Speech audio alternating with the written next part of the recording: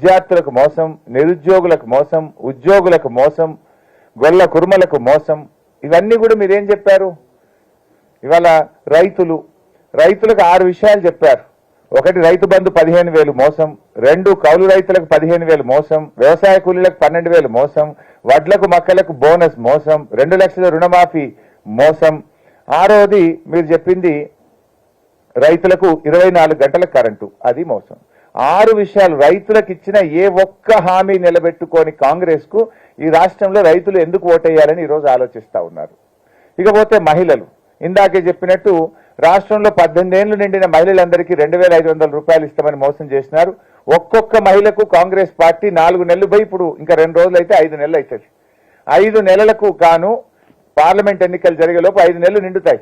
అంటే ప్రతి మహిళకు 12,500 రూపాయలు కాంగ్రెస్ పార్టీ బాకీ పడ్డది. కాంగ్రెస్ పార్టీ మహిళల ఓటు అడిగే ముందు 12,500 రూపాయలు చెల్లించినాకనే ఇలా ఓటు అడిగే నైతికత కాంగ్రెస్ ఉంటుంది. 3వది పేదలు, ఆసరా పెన్షన్దారులు. ఇలా బాధాకరం ఏంటంటే 4,000 మాట దేవుడెరుగు కానీ ఈ 4 నెలల్లో జనవరి నెల పేదలకు ఇచ్చే పెన్షన్ను ఎగరగొట్టేసింది. ఆ 2,000 కూడా ఇవ్వలే. ఒక నెల జనవరిలో వృద్ధులకు వితంతువులకు పెన్షనే ఇవ్వకుండా ఎగరగొట్టేసినారు. అన్న వస్త్రానికి వస్తే ఉన్న వస్త్రం పోయినట్టు 4,000కు ఆశపడితే ఒక నెల 2,000 పెన్షన్ ఎగరగొట్టి పేదలకు అన్యాయం చేశారు. విద్యార్థులు, ఇవాళ భరోసా కార్డు ఇంకా ప్రారంభమే లేదు.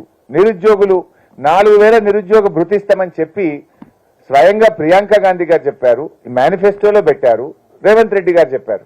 మేము అసెంబ్లీలో ఎప్పటి నుంచి అమలు చేస్తారంటే బట్టి విక్రమార్క గారు లేచి మీరందరూ సాక్ష్యం దానికి, మేము నిరుద్యోగ భృతి ఇస్తామని ఎక్కడా చెప్పలేదు, 6 గ్యారెంటీల్లో చెప్పలేదు, ఎన్నికల్లో చెప్పలేదని నిండు అసెంబ్లీలో పగలు అబద్ధమాడి చేతులు ఎత్తేసిన తీరు పట్ల ఇవాళ రాష్ట్రంలోని నిరుద్యోగులు చాలా తీవ్రమైనటువంటి ఆగ్రహంతో ఉన్నారు.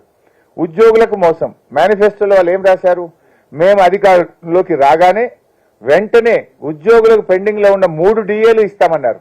3 ఇప్పుడు 4వ డిఏ కూడా కేంద్ర ప్రభుత్వం ఇచ్చింది. ఇవాళ 4 డిఏలు పెండింగ్ పెట్టి రిటైర్ అయిన ఉద్యోగులకు పెన్షనరీ బెనిఫిట్స్ ఇవ్వకుండా రాష్ట్రంలోని ఉద్యోగులను కూడా కాంగ్రెస్ పార్టీ మోసం చేసింది. అందువల్ల ఇలా రాష్ట్ర ప్రజలు తప్పకుండా నిజంగా మార్పు కోరుకుంటున్నారు. నిజంగా ఈ కాంగ్రెస్ పార్టీ ఎందుకు ఓటేశాము, వద్దురో నాయనా ఈ కాంగ్రెస్ పాలన అనే పరిస్థితి 5 నెలల్లోనే వచ్చింది. ఇలా రైతులు కేసీఆర్ను గుర్తు చేసుకుంటున్నారు, మహిళలు కేసీఆర్ను గుర్తు చేసుకుంటున్నారు, పెన్షన్దారులు తిరిగి కేసీఆర్ను గుర్తు చేసుకునేటువంటి పరిస్థితి ఇలా స్పష్టంగా కనబడతా ఉంది. ఇలా మనం మన చట్ట ప్రకారంగా ఎవరైనా ఒక చెక్ ఇచ్చారనుకోండి, చెక్ బౌన్స్ అయితే ఏమవుతుంది? చట్ట ప్రకారంగా శిక్ష పడుతుంది. కానీ ఈ రాష్ట్రంలో కాంగ్రెస్ పార్టీ ఇచ్చిన బాండ్ పేపర్ బౌన్స్ అయింది. బాండ్ పేపర్ బౌన్స్ అయినప్పుడు శిక్ష పడాలన్నా వద్దా కాంగ్రెస్ కు? మీ బాండ్ పేపర్ మీద 100 రోజుల్లో 6 గ్యారెంటీలు అమలు చేస్తాం, పదవి బాధ్యతలు చేపట్టగానే మొదటి సంతకం 6 గ్యారెంటీల మీద అన్నారు, మొదటి అసెంబ్లీలో చట్టబద్ధత తెస్తామన్నారు, 100 రోజుల్లో అమలు చేస్తామన్నారు. You are failed in all these 3 issues. మొదటి సంతకం పెట్టలేదు, అసెంబ్లీలో చట్టబద్ధత తేలేదు, 100 రోజుల్లో అమలు చేయలేదు. అందువల్ల బాండ్ పేపర్ బౌన్స్ చేసిన కాంగ్రెస్ పార్టీకి ఈ పార్లమెంట్ ఎన్నికల్లో ప్రజలు శిక్ష వేయాలని ఈరోజు డిసైడ్ చేసుకున్నారు. కానీ ఇలా కొత్త నాటకం కూడా స్టార్ట్ చేసినాడు ముఖ్యమంత్రి గారు.